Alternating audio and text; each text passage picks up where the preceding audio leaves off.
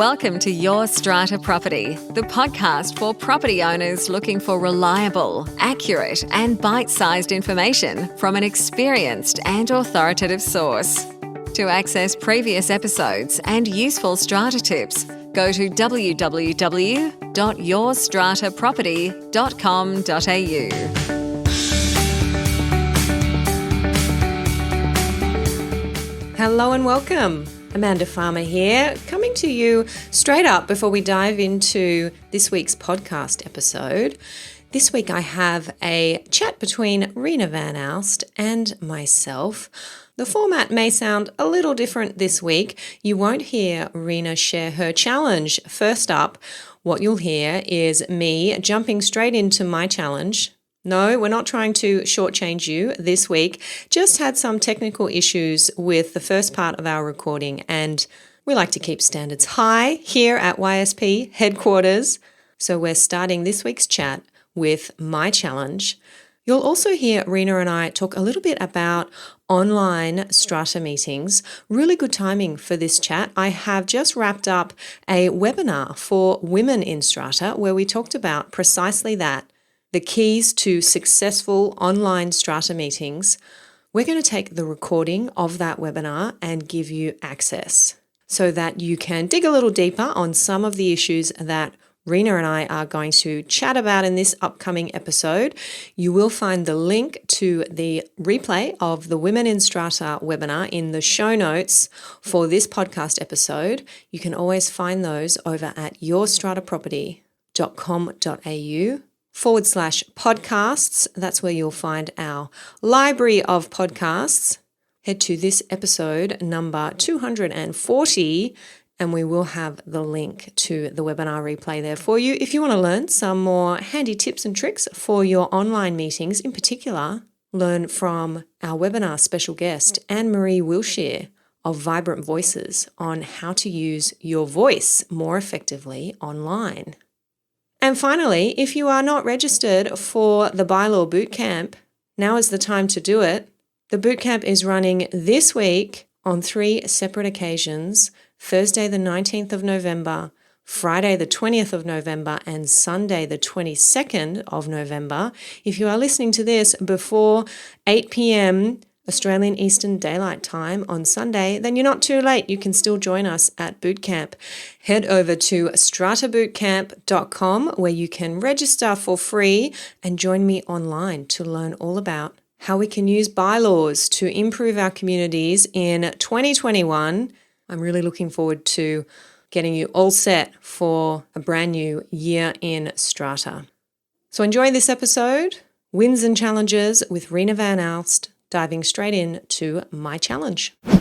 My challenge for this week relates to meetings, and I have received a question about holding meetings in person during a time when we're all very conscious still of social distancing.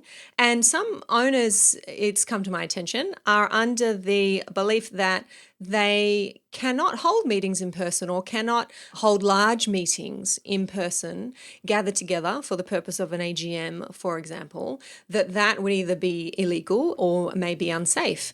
And it's causing some problems for buildings who are due to hold their AGM, need to strike levies, and feel that they're not able to do that and perhaps have a demographic that's not comfortable with a Zoom meeting or an electronic meeting. So I thought I'd bring this to the podcast. Of course, it's something we've spoken about many times over the last 9 months. I keep saying 6 months, but I think it's getting closer to 9 months now that we've been dealing with this new world order.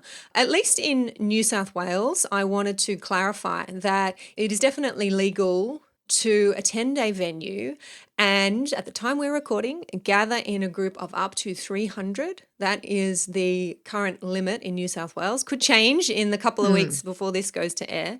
But gather in a group of up to 300 at a venue that has COVID-safe practices, that electronically records everybody's attendances and is able to facilitate 4 square metres of distance between each attendee. So large venues.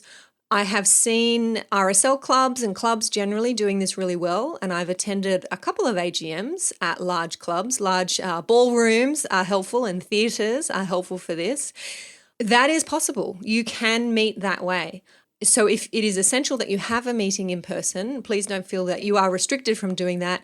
I think even our largest buildings would struggle to have more than 300 people decide to turning up. attend a meeting in person. But it's really important if you're going to have a meeting that large, I think, to shift that responsibility, if you like, over to a venue that is used to having these kinds of events and understands all of the COVID safe practices that they need to apply. Yes, I think there has been some confusion, Amanda, about that, because I think there was a thing about the 30, I think, I can't remember, was it a public space? I think 30 was a public space, but you're right, in a probably corporate type venue that doesn't apply. And there has been some confusion, I think, in terms of that. So the language that's used in the legislation at the moment is a corporate gathering. And when you're referring, those 30 people you're referring to is a restaurant booking, basically. Yeah. So members of the public going to a venue for dinner. We have a maximum at the moment in New South Wales of 30 people being able to book that. But corporate gathering, and of course, numbers are different for weddings and funerals, but up to 300 at the moment. And I put Owners Corporation. But I think also, Amanda, what about outside in a public place? I think that's also, there's a different figure for that too, as opposed to a corporate venue that's able to practice and record people and things like that. Where it is an outdoor gathering for a corporate event at a venue, the limit is still 300, but the distancing requirement reduces to 2 square metres. Yeah. That's the difference with the outdoor event. But otherwise, the public gatherings just generally, so we're not talking about a corporate event, we're not talking about weddings, funerals, is 30, whether you're inside or outside. Yeah. Yeah, I think that's where the confusion's been caused, I think, Amanda. Yep. So just thought I would put that out there. We will put the link to the relevant page on the New South Wales Government website where you can check for updates to that. But good to check in. These things are changing quickly, I know, around the country. But at the moment, New South Wales, there's no reason why you can't have a meeting in person if you absolutely need to. Just make sure you've got the right venue for that meeting. Right. All right. Now, have you got a win for me this week, Reena? Yeah, so back to having electronic meetings, Amanda. Many of us have been doing our AGMs by Zoom, and we had a very contentious meeting recently where we used Zoom quite effectively by using the poll feature. So the reason we had to use the poll feature was to do with a special resolution. And what we found that was really helpful in terms of having people register, we actually made people register and actually use the polling function for every single motion rather than just for the motion relating to the special resolution, because we thought if everyone started to use it, then they'd be more comfortable when we got to the special resolution in terms of using it. And we actually found it was such a great tool because it would give you the results straight away. It actually even had an Excel spreadsheet that tells you even the time that people voted and how they voted. And I just thought, in terms of owners out there and other managers perhaps that may not be aware, that there is a poll function that you can use, and it actually works quite well in terms of recording votes in general, and it records it in real time, and then you can have an export of the Excel spreadsheet, which then you can keep on the records, which is so much easier than using paper or even using other electronic forms where you have to sort of calculate the voting through other means. So it's really a handy tool, and I thought that I would just raise that, Amanda, for those people out there that perhaps still don't want to have a meeting in person. Sometimes what I find difficult with Zoom is when people leave the meeting. Like last night I had someone that came in late, and then I couldn't see that the person was waiting to be admitted. And then I admitted him, which was fine. I knew what time he came. But then after he left, I think there is a function that you can where you can bing when someone leaves. But if you have multiple people leaving, it does make it a bit hard, I think, for a Australian manager to try and manage the meeting and manage people on a screen. And so I think having the Zoom ability to actually record their vote. So when, at least if they've gone and they haven't recorded their vote, then they've gone. And that's sort of, in a way, we could tell when someone had left because the last time they voted was at that particular motion. So we knew then they'd left after that. And it is important for the accurate calculation of special resolutions to know how many are present. Definitely. I really like that idea, Reena, of getting everybody comfortable using the poll feature by just asking them to use it for all motions, even though a motion may only be required to be resolved on an ordinary basis, so that when you get to the special resolution, then everybody's used to it. It is something that many listeners would have seen me do on my webinars. I encourage people to find the chat feature and say hello to me, simply I love hearing from you, of course, but also for the purpose of getting you comfortable using that chat feature, because at the end we have Q&A, and I want you to be able to pop your questions in there confidently and know where that chat box is. Something else that I do on webinars is I use the poll feature and I ask a question about everybody's level of experience. For example, if I'm with strata managers, or I ask, are you a strata manager? Are you a committee member? And people fill in that poll. So it's just occurring to me that could be an idea, that to get people used to the poll feature on a casual or informal basis before the meeting starts. You could always ask, how's everybody feeling today? Here's the poll. Choose an option here, just to have a bit of practice at using that's a great idea, man. I think that's a really good suggestion. Yeah, it does give people that confidence, especially if people aren't used to using these platforms. I think it gives them more confidence. And some people actually that I've had that have never used Zoom before, and they go, oh my God, this is my first time ever using Zoom. So I think it does sort of allow people that have been fearful of using the technology to be more comfortable with it.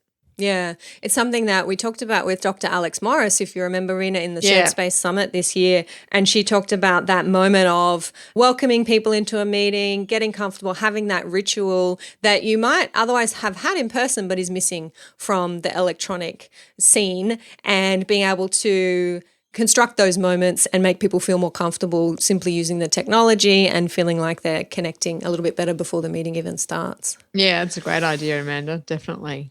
Okay, the win that I'd like to share this week relates to recycling. I'll put it that way. I can't reveal too much at the moment, but I have been chatting to some representatives of the Return and Earn project, which we have here in New South Wales. Have you heard about this, Reena, or seen it or participated in it, where we return our used bottles, drink bottles and cans to a facility, and you get your 10 cents back from each deposit? I'm aware of a building that's actually doing, not for cans, but for other, like polystyrene, actually. I want to hear about this because I was approached to assess this from the strata perspective and give some input on how we can get more strata buildings participating in this and actually use the money from the scheme to add to capital works funds and admin funds, and have a bit of a side income, passive income there for owners corporations. So tell me about how it works in the building that you're thinking of, Reena. We've only just taken this building over recently, Amanda, so I'm not really up to date with all the information. But at the moment, it's actually not cost neutral, because there is a cost for the company that's actually collecting the recycling at the moment. So that cost hasn't yet been covered by the returns, but eventually with some more education, and the scheme's going to have a seminar one Sunday afternoon with like a resident forum, just to let everyone know that that's happening. And yeah, the aim is to make it cost neutral and eventually hopefully make some money. But I think also it reduces the costs of waste collection, because all that stuff was going into the waste as well, and people's rates are affected by that amount of waste that's also collected through council and the private companies that councils now use. So I can give you a little bit more information. I can actually put you onto the person, Amanda, that's has been advocating this.